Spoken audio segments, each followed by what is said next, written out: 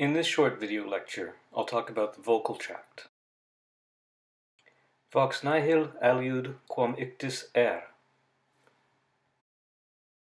This Latin saying, attributed to Seneca, translates as, "The voice is nothing but beaten air." And this is quite true. The sounds of speech are made when air, moving out through the lungs, is constricted, released, and shaped by various articulatory organs. To understand how we make these speech sounds, we need to take a little tour of our vocal tracts. Most speech sounds start with air being exhaled from the lungs and moving up and out through the vocal tract, past a number of openings and closures, which shape the sound much the way a wind or a brass instrument helps to shape the sound. I'll start at the other end though, the last place the air might pass, the lips and the teeth, and then I'll work backwards to the lungs. Many sounds require the lips to be closed, opened, rounded, or unrounded. Sound made through bringing together the upper and the lower lip are referred to as bilabial sounds. Other sounds are made through contact between the bottom lip and the upper teeth. These sounds are referred to as labiodental.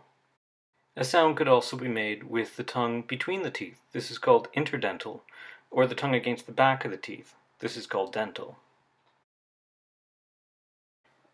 Okay, now stick out your tongue. What you are sticking out is only the tip of a much larger mass of interconnected muscles. These muscles can move in different ways to change the shape of the tongue, closing the oral cavity, the opening above the tongue, in different ways, creating different sounds. Most, but not all speech sounds involve the tongue moving in some specific ways. All vowels, for example, involve the tongue being in specific positions.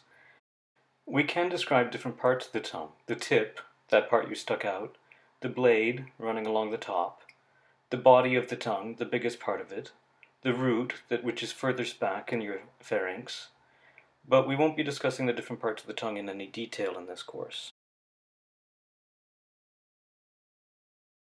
If you rub the top of your mouth just behind your teeth, left to right with a finger or with your tongue, you'll feel some bumps called the alveolar ridge. You just do this now.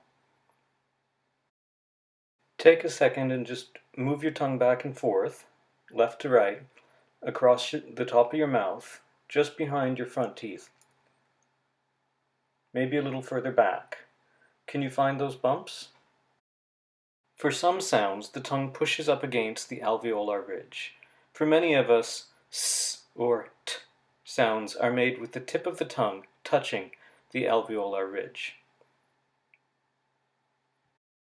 Where is your tongue touching when you make s sounds? How about when you make the t sound? T, t, t.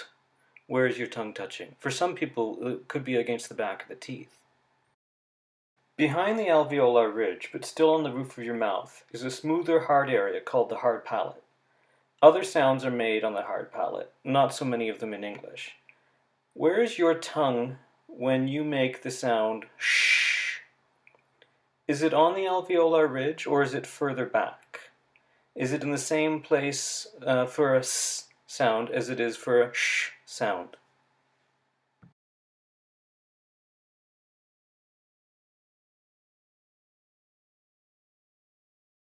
Behind the hard palate is a softer, fleshier area that you might be able to feel with the tongue if you curl it back and push up. This is called your velum, or your soft palate. At the back of your velum dangles a little piece of flesh called the uvula. The velum raises up and closes the velar port, the opening that connects the mouth to the nose when we breathe. Now, when we breathe, the velum is normally open. But for most speech sounds, the velum is closed. Exceptions are sounds like and n, in which the velum is opening, allowing air to move through the nasal cavity, giving these sounds their nasal quality. Try this. Make an sound normally by closing your lips. Now pull your lips closed and plug your nose and try to make that same sound. Keeping your lips closed, plug your nose and make the same sound. Eventually, no more air can push through into the nasal cavity. Most phonemes in most languages are pulmonary aggressive, which means they are made with air leaving the lungs while exhaling. The air comes up through the larynx or voice box, which in humans is lower in the throat than it is in other primates. Two vocal cords open and close to allow the air to exit the trachea. The vocal cords can vibrate or be held open without vibrating. If you place your fingers on the bump in the front of your throat, which often protrudes in men and is called an Adam's apple, and make the sounds zzz, you should be able to feel the vibrations. Try this. Put your fingers on your throat, on your Adam's apple, or in that area, and say zzz. You won't notice the same vibration if you make the sound s, s, z, s.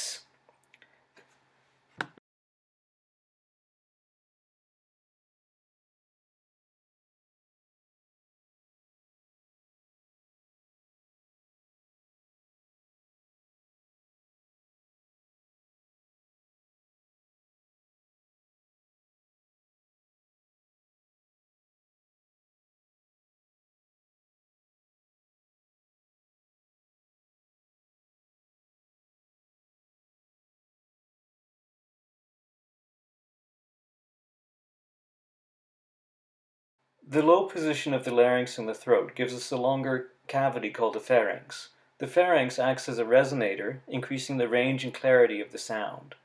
The pharynx also allows the tongue to move backward and forward in the mouth, changing the shape of the oral cavity in more intricate ways than in non-human primates.